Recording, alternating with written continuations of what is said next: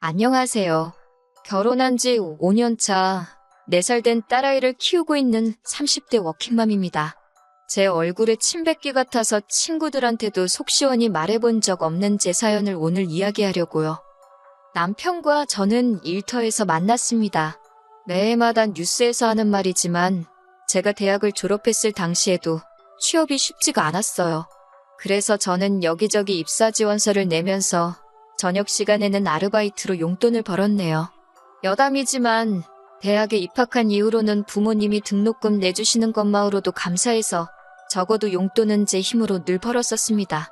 그리고 지금의 직장에 들어오기 전 마지막으로 아르바이트를 하던 곳이 식당이었는데 남편이 그 식당의 사장이었어요. 남편은 저보다 8살이 많았고 사장이란 타이틀 때문인지 저에게는 그 이상으로 어른처럼 느껴지대요. 그리고 30대 중반이란 나이에 자기 가게를 꾸려나가는 모습도 그럴듯해 보였고요. 하지만 그런 생각과는 별개로 남편이 처음부터 이성으로 보이진 않았어요. 저희가 부부의 연을 맺게 된 건 훗날 남편이 보여준 노력 때문이었지요. 아르바이트는 3개월 정도밖에 안 했는데 남편은 이후로도 꾸준히 저에게 연락을 해왔고 제가 직장을 다닌 지 1년쯤 되었을 때는 저와 사귀고 싶다고 고백을 해왔어요. 그동안 저에게 줄곧 보여준 일관된 태도에 저는 남편이 진심이라는 걸 확신했고 이후로 저희는 1년 반을 사귀고 결혼을 약속했습니다. 하지만 결혼까지의 과정이 쉽지는 않았어요. 친정 부모님께선 8살이란 나이 차이를 탐탁치 않게 여기셨거든요. 게다가 남편은 위로 누나도 셋이나 있어서 어머님의 연세가 저희 할머니의 연세와 거의 비슷했지요. 그렇다 보니 친정어머니가 저더러 고생할 게 눈에 뻔히 보인다고 하지 말라셨는데 그 이야기를 들은 남편이 자기는 무조건 제 편일 거고 든든한 방패막이 되어줄 거라며 저희 부모님께 거의 사정을 했네요. 결국 남편의 끈질긴 태도에 저희 부모님도 마음의 문을 열고 결혼을 승낙해 주셨고요. 하지만 결혼식을 코앞에 두고 생각지도 못한 상황을 맞닥뜨리게 되었습니다. 그건 바로 어머님과의 합가였지요. 저와 연애를 하던 당시 남편은 어머님과 둘이 살고 있었는데 남편이 말하기를 아버님은 몇 년 전 지병으로 돌아가셨다대요. 이후로는 누나들도 다 결혼했고 어머님 혼자 살게 할 수가 없어서 자기가 같이 살고 있다며 돈 때문은 아니라 했어요. 그리고 저는 그 말을 순진하게 믿었고요. 프로포즈를 하던 당시 남편이 말하기를 지금 남편과 어머님이 사는 집은 저희 신혼집으로 쓰자대요. 어머님은 신우들 중 한 명이 모시고 갈 거라고요. 사실 저는 직장 생활을 한 지 3년도 되지 않은 상황에서 결혼 준비를 하고 있었기 때문에 모아둔 돈이 4천 정도밖에 없었어요. 그렇다고 친정 부모님께 손을 벌리자니 친정도 상황이 여의치가 않았거든요. 그리고 솔직히 털어놓자면 마음 한편으론 남편이 저보다 나이가 한참 많으니까 남편이 저보다 모아둔 돈이 많은 게 당연히 정상 아닌가 그런 생각도 했었네요. 아무튼 그래서 남편이 어머님하고 살던 집이면 어떤가 집을 해오는 것만으로도 좋다 싶었지요.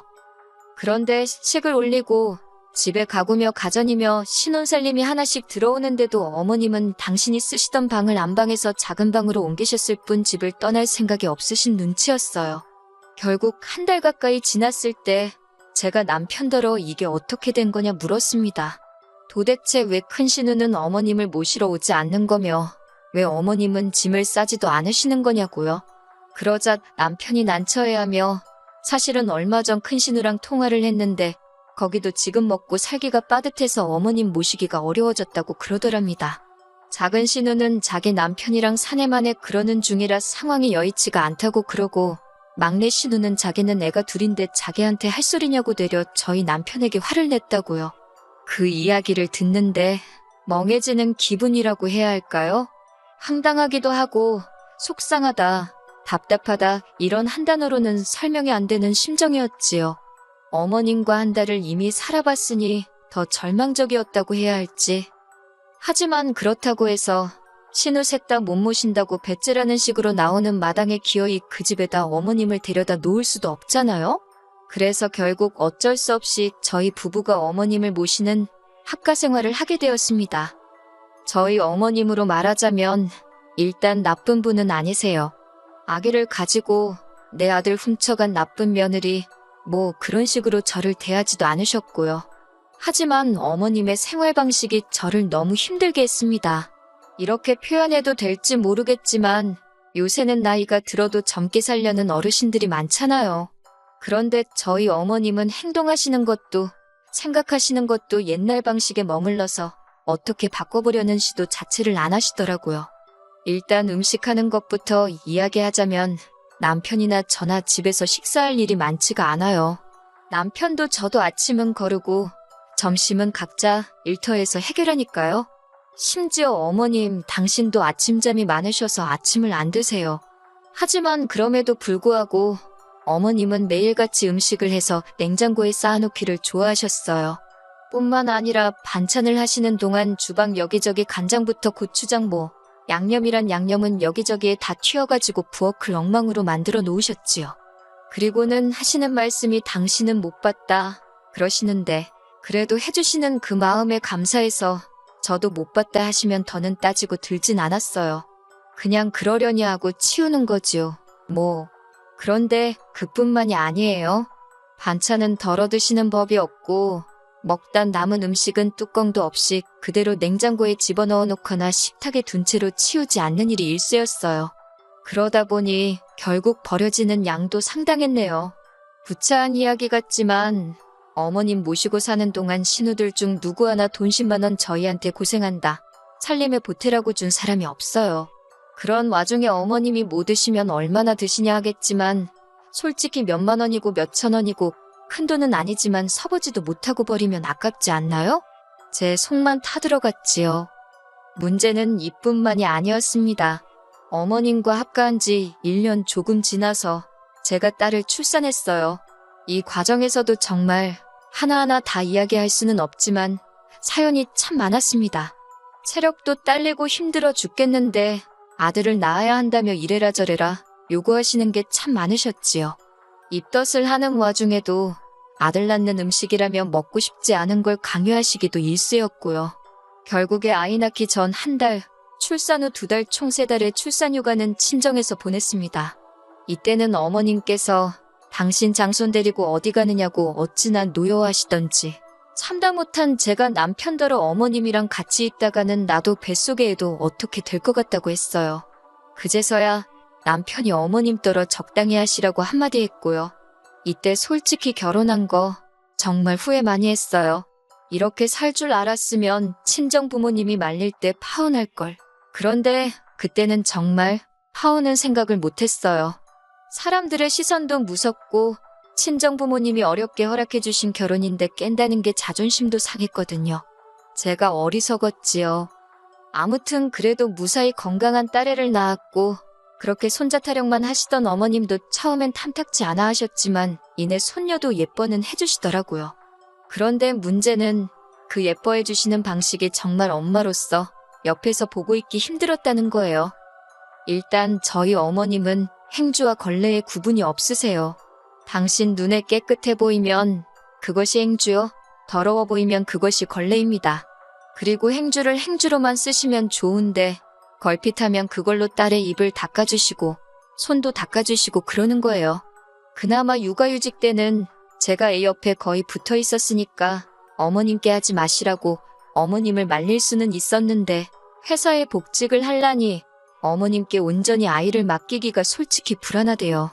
그래서 결국 돌도 안 된 아이를 어린이집에 보내기 시작했어요.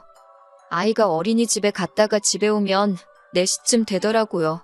저는 퇴근하고 불이 나게 집에 오면 6시가 안 되었고요. 그러니까 어머님이 봐주시는 건 2시간 남짓이 전부였어요. 그런데 이걸 가지고도 신우들이 트집을 잡고 자기들이 봐주는 것도 아니면서 생색을 내기 시작했지요. 시어머니랑 같이 안 살았으면 어쩔 뻔했냐. 세상에 이런 시어머니가 어딨냐. 집안일도 다 해주지 않냐.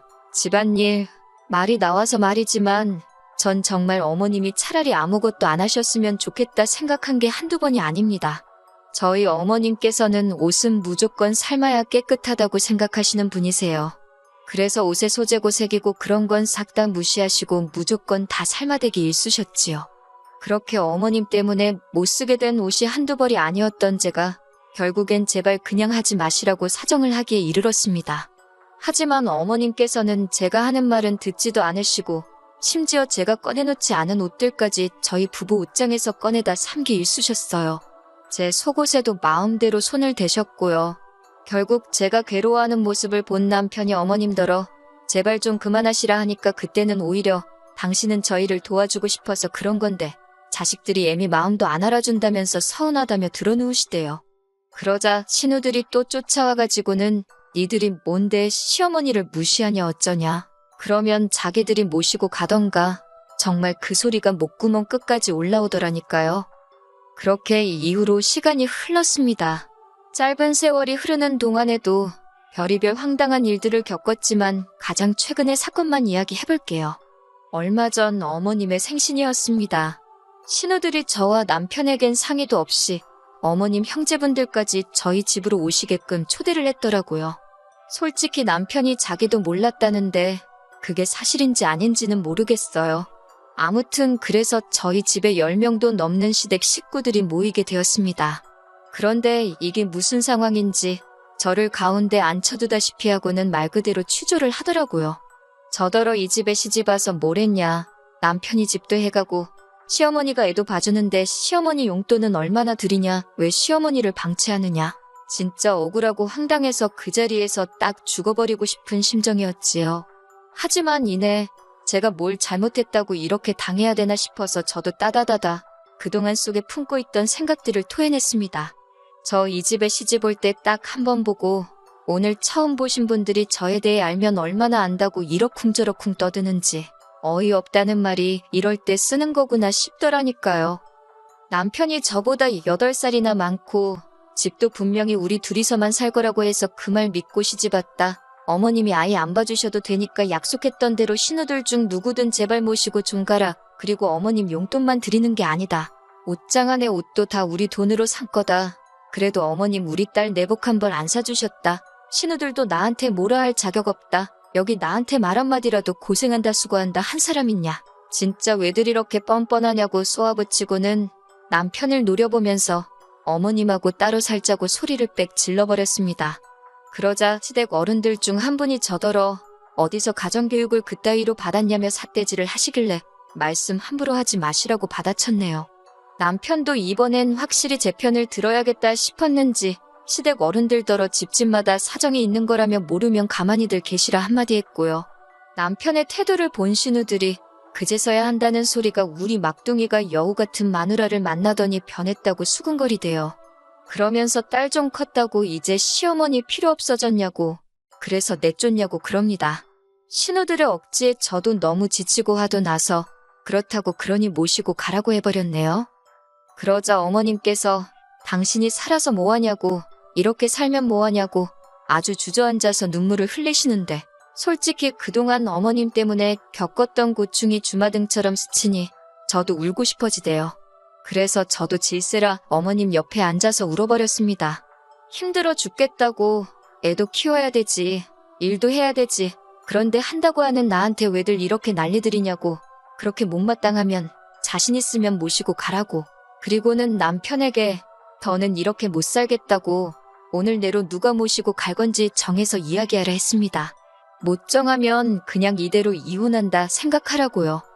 그러자 저에게 퍼부서대기 바빴던 시댁 어른들이 갑자기 태도를 달리하면서 저더러 그런 게 아니다. 어린 사람이 뭘 모르나 싶어서 좀 가르쳐주려고 한 거다. 무슨 귀신 신하락 까먹는 소리를 하더라고요. 당연히 저한테 씨알도 안 먹혔고요. 결국 그날 저녁 큰 신우가 어머님을 모시고 갔습니다. 저더러 두고 보자며 아주 이를 바득바득 하는데 두고 보자는 사람치고 무서운 사람 없다고 마음대로 하라 했어요. 그리곤 남편을 보니 남편 안색이 어둡더군요. 당연히 마음이 안 좋았겠지요. 어쨌든 자기 어머니이고 자기 누나들이고 자기 친척들인데 저랑 그렇게 심하게 부딪혔으니 제가 남편이었어도 많이 갑갑했을 거예요. 하지만 어쩌겠어요? 저도 이제 할 말은 하고 살아야겠다 싶었으니까요. 이후로 신우들은 저에게 어떤 이유로도 연락하지 않습니다. 명절에도 오란 소리도 없고 온다 소리도 없어서 작년 추석도 간단히 몇 가지 음식만 사다가 남편하고 먹었고요. 올 설에는 친정어머니께 딸을 맡기고 여행을 다녀왔지요. 신우들이 무슨 생각을 하고 있는지는 모르지만 궁금하지도 않아요. 이렇게 사니까 너무 좋거든요. 그런데 큰 신우가 남편에게는 종종 연락을 해서는 어머님이 어디가 아프시다, 저기가 안 좋다며 돈을 보내달란 식으로 이야기를 하는 눈치예요. 남편 말로는 안 보내준다 하는데 솔직히 남편이 맘만 먹고 속이려고 들면 제가 어떻게 다 알 수 있겠어요? 그냥 믿는 거지요, 뭐. 그저 제가 다시 어머님을 모시고 살일만 없게 해준다면 그걸로 다행이다 싶어요. 솔직히 이따금씩 어머님 생각이 나기는 해요. 뭐 그런데 딸이랑 사는데 딸이 자기 엄마한테 어지간히 잘해주겠어요? 그러니까 걱정할 필요가 없다 싶어요. 어머님은 신우들과 행복하게 잘 지내시고 저는 남편과 제 딸과 행복한 가정을 이뤄갔으면 좋겠다는 바람뿐입니다.